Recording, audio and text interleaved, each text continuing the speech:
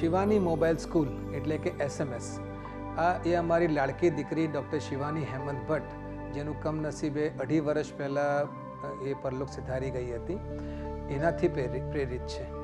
શિવાનીનું સપનું હતું કે મારા દેશમાં કોઈ પણ બાળક શિક્ષાથી વંચિત ના રહેવો જોઈએ.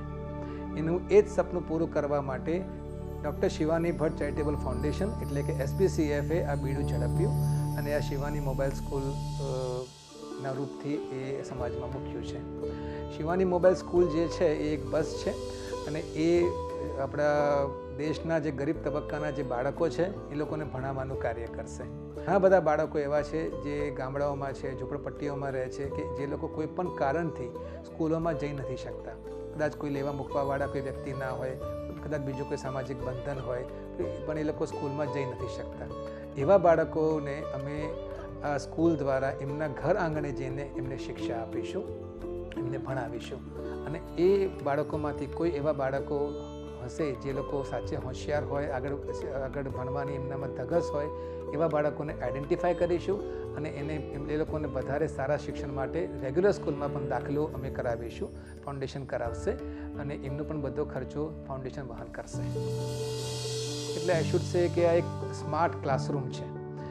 ભણાવવા માટે વ્હાઇટ બોર્ડ છે, કમ્પ્યુટર છે, સ્ક્રીન છે, ઓડિયો વિઝ્યુઅલ સિસ્ટમ છે, સરસ સાઉન્ડ સિસ્ટમ પણ છે.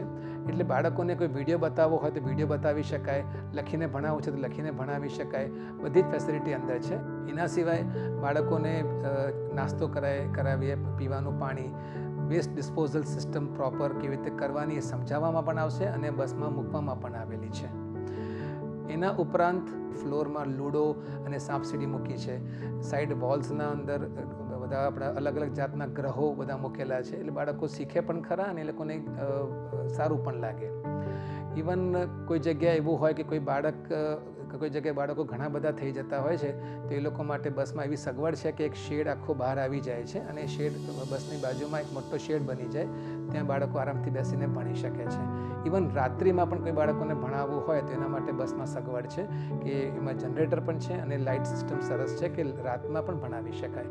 અને સૌથી ઇમ્પોર્ટન્ટ વસ્તુ કે જે શિક્ષકો જે હોય જે બાળકોને ભણાવવાના છે એ શિક્ષકો પ્રોફેશનલી ક્વોલિફાઈડ તો છે જ, એના સિવાય એવા શિક્ષકોને મેં પસંદ કર્યા છે જે લોકો સાચે સેવાભાવી છે અને જે આ સેવા કરવા માટે સામેથી તત્પર થયા છે. એવા સરસ શિક્ષકો આમાં રહેશે અને એ લોકો બાળકોને ભણાવશે. Doctor Shivani Bhatt charitable foundation તરફથી હું આશા રાખું છું કે આ વિડીયો જોતા તમામ ભાઈઓ બહેનો થોડું અમને સહાય કરજો કે અમે અમારું આ જે મિશન છે, એક જે સપનું છે આપણા ભારત દેશને નિરક્ષરતામાંથી દૂર કરવાનું, એ પૂરું કરવામાં થોડાક સહભાગી થઈ શકીએ, થોડુંક અમારું કશું કન્ટ્રીબ્યુટ કરી શકીએ. હું આશા રાખું છું કે આપ સૌનો સહકાર અમને મળતો રહેશે.